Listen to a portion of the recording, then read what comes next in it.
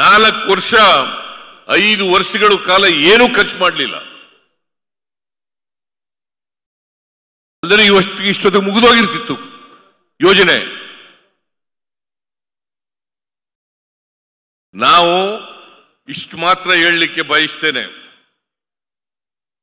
ಈ ಎತ್ತಿನ ಹೊಳೆ ಯೋಜನೆಯನ್ನ ಸಂಪೂರ್ಣ ಮಾಡಿ ನಾವು ಯಾವ ಉದ್ದೇಶಿತ ಹಳ್ಳಿಗಳಿಗೆ ಕುಡಿಯ ನೀರು ಕೊಡ್ತೀವಿ, ಯಾವ ಜಿಲ್ಲೆಗಳಿಗೆ ಕೊಡ್ತೀವಿ, ಯಾವ ಕೆರೆಗಳಿಗೆ ನೀರು ತುಂಬಿಸ್ತೀವಿ ಅಂತ ಹೇಳಿದ್ದು ಅವೆಲ್ಲವನ್ನು ಕೂಡ ಮಾಡೇ ತೀರ್ತೀವಿ, ಅದು ಸಾಧ್ಯ ಅಂತಕ್ಕಂಥ ಮಾತುಗಳನ್ನ ಹೇಳಲಿಕ್ಕೆ ಬಯಸ್ತಾ ಇದ್ದೇನೆ.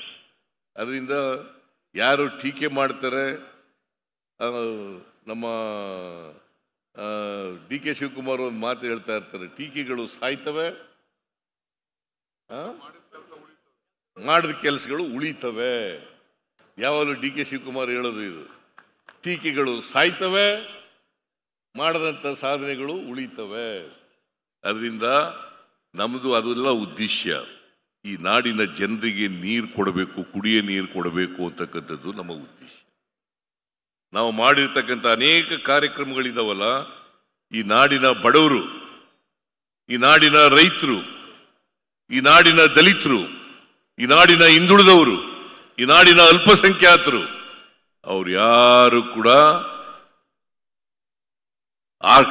ಆರ್ಥಿಕವಾಗಿ ಸಾಮಾಜಿಕವಾಗಿ ತೊಂದರೆಯನ್ನ ಅನುಭವಿಸಬಾರದು, ಮೂಲ ಸೌಕರ್ಯಗಳಿಂದ ವಂಚಿತರಾಗಬಾರದು. ಅದನ್ನ ಮಾಡ್ತಕ್ಕಂಥ ಕೆಲಸವನ್ನ ನಾವು ಮಾಡೇ ತೀರ್ತೀವಿ, ಇದು ನಮ್ಮ ಬದ್ಧತೆ ಅಂತಕ್ಕಂಥ ಮಾತುಗಳನ್ನ ಈ ಸಂದರ್ಭದಲ್ಲಿ ಹೇಳಲಿಕ್ಕೆ ಬಯಸ್ತಾ ಇದ್ದೇನೆ. ಅದರಿಂದ ಸಮಯ ಆಗಿರೋದ್ರಿಂದ ನಾನು ಹೆಚ್ಚು ಮಾತಾಡ್ಲಿಕ್ಕೆ ಹೋಗಲ್ಲ, ರಾಜಕೀಯನೂ ಕೂಡ ಜಾಸ್ತಿ ಮಾತಾಡಕ್ಕೆ ಹೋಗಲ್ಲ. ಇಷ್ಟು ಮಾತ್ರ ಹೇಳ್ತೇನೆ,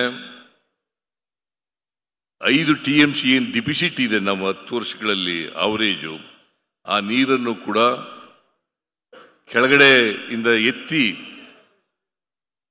ಮತ್ತೆ ಆ ನೀರನ್ನು ಕೂಡ ಕೊಡ್ತಕ್ಕಂಥ, ಯಾಕಂದ್ರೆ ಇನ್ನೂ 7-8 TMC ನೀರು ಸಿಗ್ತಕ್ಕಂಥ ಸಾಧ್ಯತೆ ಇದೆ. ಆ 7-8 TMC ನೀರು ಸಿಕ್ಕೋದ್ರಿಂದ ಯಾರಿಗೂ ತೊಂದರೆ ಆಗಲ್ಲ.